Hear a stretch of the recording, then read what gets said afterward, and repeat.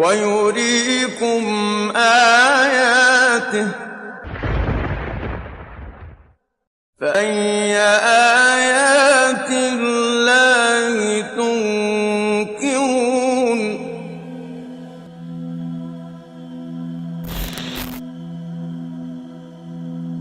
Have you ever wondered why bees construct hexagonal honeycombs rather octagonal or pentagonal?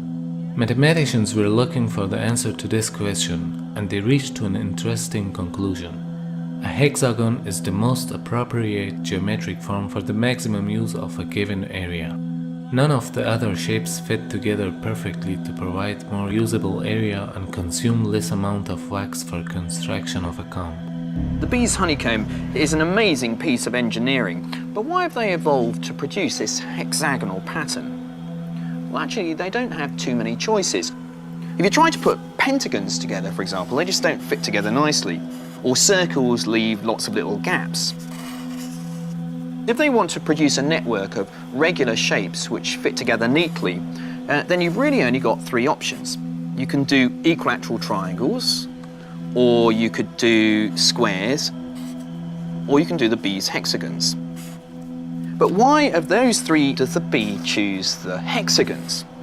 Well, it turns out that the triangles actually use much more wax than any of the other shapes. Squares are a little better, but it's the hexagons which use the least amount of wax. It's a solution that was only mathematically proven a few years ago. So the bees use the most appropriate form possible. The method used in construction of honeycomb is also very amazing.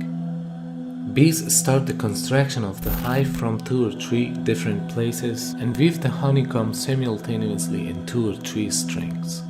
They start from different places. The bees create a number, construct identical hexagons, and then weave the honeycomb by combining these together and meeting in the middle.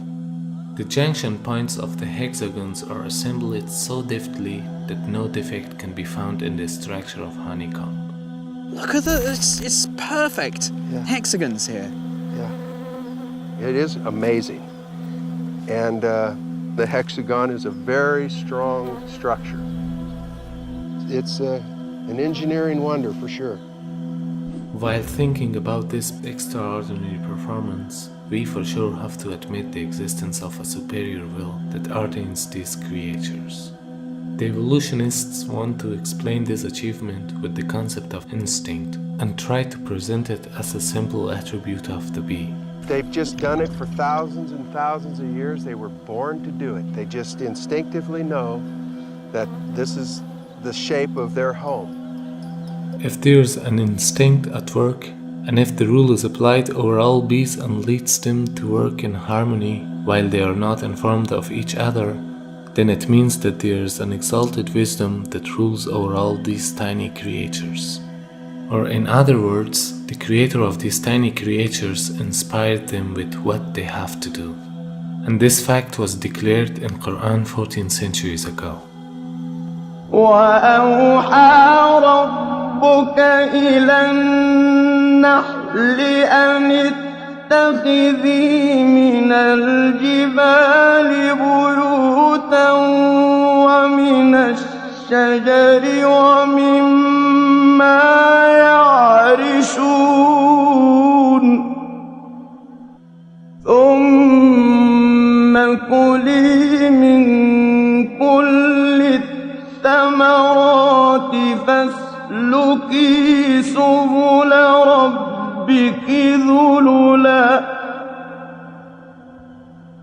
يخرج من بطونها شراب مختلف ألوانه فيه شفاء للناس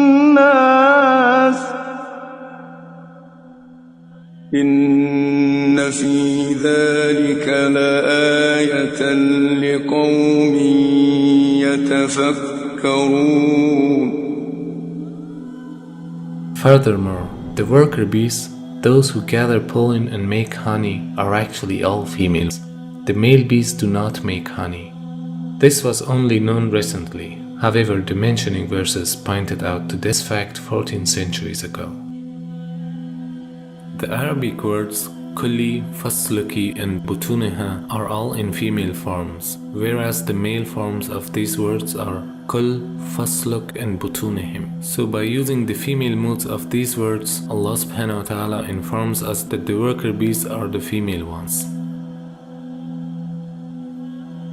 Moreover, these verses pointed to another recent discovery. Bees build their hives from their own wax. However, scientists just discovered bees that build their hive in wood and even in solid rock. And your Lord inspired the bee. Set up hives in the mountains, and in the trees, and in what they construct.